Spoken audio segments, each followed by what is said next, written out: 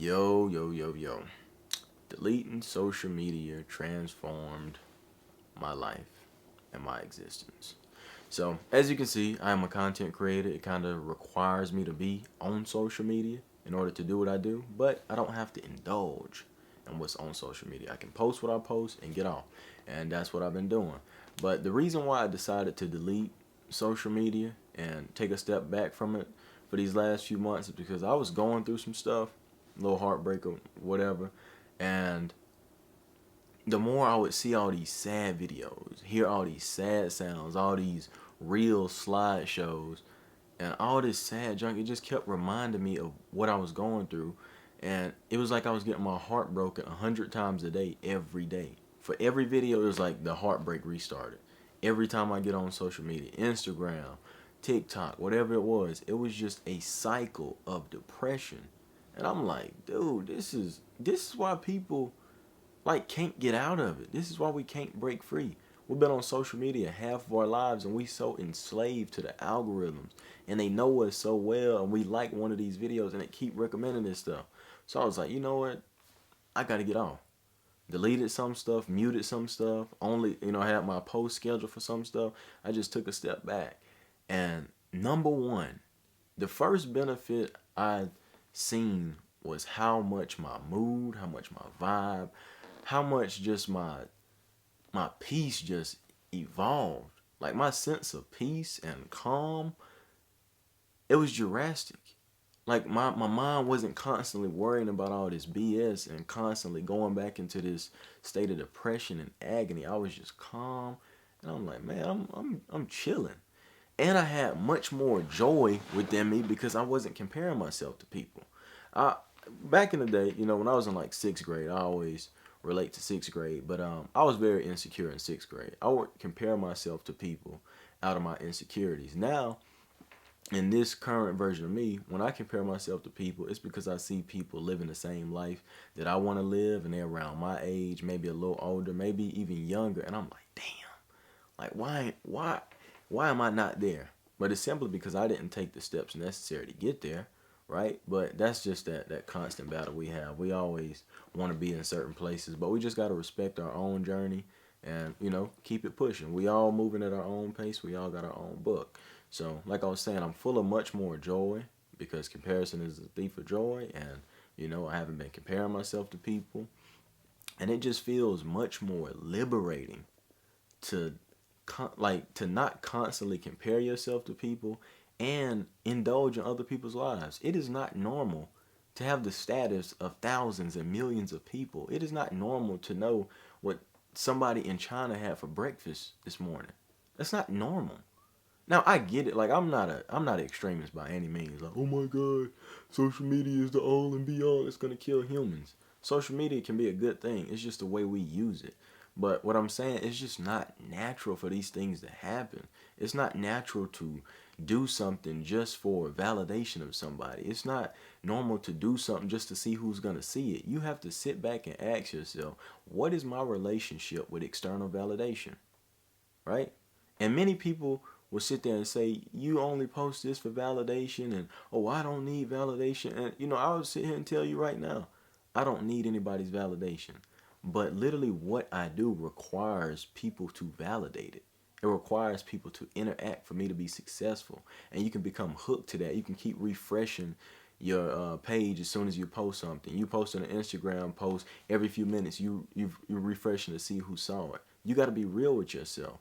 Now, it's different relationships and levels of your relationship with external validation, but we all have it. If you're on social media, you have it. I don't care who you are. You can sit there and say, I don't like social media. Come on. Then why you on it? Why you posting those half-naked pics? Why you posting your chest out? You know what I'm saying? Why you just posted that car? Why you posted you in the gym? Because you want validation. You want somebody to see, oh yeah, he working. He working hard. You go in the gym, take a picture just to leave. Just so people can think you working. But I'm done ranting because I was about to get passionate in it. But next thing, when I quit social media, I found that I had so much more time. I used to draw when I was younger. Love drawing, love painting. And now when people ask me, they're like, man, you still paint and draw? I used to say, no, I don't have time. And, they would just shrug it off, oh, yeah. But now I've come to realize, and I realized this before, but just for the sake of this video, um, I make time for the things that I love. Or you make time to do things, is what I'm saying. I'm like preaching on 2 points right now. I had plenty of time to do anything I wanted in life, but just because I had my focus in other places, that made me not make time for those things. You could take 5 minutes out of your day and do anything you want. We all have 5 minutes to spare. So don't even lie to yourself. So with the constant scrolling on social media, I was wasting so much time and didn't even realize it. Those algorithms do so well at finding stuff that you want and trapping you on those apps. They have perfected it. It is scary, the accuracy that is on these For You pages. Like, you can literally, the left side of your nose will be itching. You scroll on TikTok 3 videos, I bet your left nostril is itching and you have an afro. You're like, what the? How did you know that? Right? And it's scary, man, but that's just what it is. But I have much more time, and I've been falling in love with the things that I used to do. As you can see, I got a new addition right here. I bought a new guitar. Got my guitars. I'm back on my keyboard playing piano. I'm back in front of you guys. Much more consistent here. I'm just finding all these things that I used to love to do, and I'm falling in love with them, drawing and painting and just exploring, adventuring. I'm me again, right? I feel like me again. And on to the next point. Um, when you get off of social media, you'll realize that you'll find much more or many more genuine connections. All those fake friends you have, they'll lose you. You don't lose them because you never had anything. They'll lose you, right? And the people you'll meet, the connections will be much more genuine because it's not some fabricated facade in between y'all. All these Instagram posts and these TikToks, and y'all actually have dialogue and real conversations. Y'all not exchanging memes, and that's not the whole personality. You ever been around a person like, yo, bro, you know that meme I sent you? Like, yeah. And it's like, y'all gonna talk about something else? It's like all y'all do is talk about videos y'all sent each other, laugh about it, and then that's it. Like, where's the real conversation? And then when they actually around people who have a real conversation, it's just like a bunch of yeahs and a bunch of yeah, bro. They add nothing to the conversation. So when you get away from all these apps and all this fabrication, your life will be more genuine. Your connections will be much more genuine. And all those one-sided relationships, because when you quit social media, you'll realize how many one-sided relationships you got. All those messages you were sending out to people, you will receive none of that. Calls, you'll receive none of that, right? And the people you have, they phone numbers, that's your close friends. So it's a win-win. It's quality over quantity. That's all we can ask for. And another thing, whenever you get off the socials, you will be much more productive. If you're anything like me, I'm gonna just, I'm gonna speak for myself now. I have been much more productive, especially with YouTube. I have never been this consistent on YouTube, and I'm posting long form content more than short. So I've been much more consistent because I was bored. When you're not scrolling on your phone, and mind you, I had a life, right? Like, I still played my music and did stuff. I had a life. But when you're not putting all that time on a screen, just scrolling mindlessly, you so stimulated that you don't realize that you filling in all these gaps in time. So when you stop scrolling, it's like, what am I supposed to do? It's like, well, buddy, didn't you say you wanted to start a YouTube? How about start there? Well, buddy, didn't you say you wanted to go to the gym? Start there. Well, buddy, didn't you say you want to learn how to paint? Start there. You will fill your time in with space to accommodate your boredomness or whatever. So you'll be much more productive. Or, like I said, I have been much more productive. And this is another point, by the way, I have been much more present in my life. I've always had a good idea of being present. Like, if I'm going somewhere, I usually tuck my phone away. If I'm talking to somebody, my phone is usually tucked away, stuff like that. So this is not really something that I learned, but after quitting social media, it's obviously enhanced. But in conversations, I'm not looking at my phone, and when I'm going somewhere, I'm not taking pictures of my food and all that stuff. Now, if it's a special moment, I'll capture it because I'm all about capture moments. Let that be known.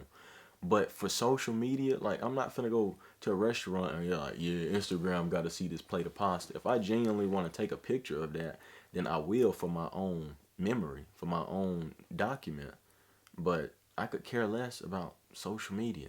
If I'm climbing trees, I'm climbing trees. Like, I don't need my phone.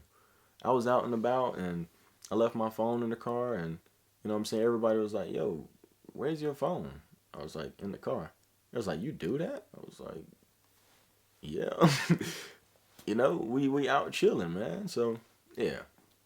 And anyways, and this is gonna be the last and final point. Definitely very important. But my sleep quality is godly. Now, for one, let me make this clear. I am a professional sleeper. I can sleep upside down. I can sleep on my back. I can sleep on my side. I can sleep on the wall. I can sleep on the roof. I can sleep standing up. I can sleep in a mall. I can sleep in a chair, in a car, on the grass. It don't matter. And I get good Z's, right? But still, with the constantly scrolling and being up all night, just mindlessly scrolling and, you know, all those things, it ruins the quality of your sleep. You don't get as much sleep. But now that I'm not doing those things, when I get finished working, I turn my phone off, sit it to the side, and get in bed, man, I've been sleeping like a baby. And I'm loving it, man. So I'm going to keep this up, keep going, and I hope that this video can inspire any one of you guys to do the same. And we just got to keep this thing going, man. When we set out to do things, we got to be serious about it. We got to stay consistent on this journey, and the results will eventually come. And they're beautiful, man. The grind is not easy. It's not always beautiful. It's not always fun.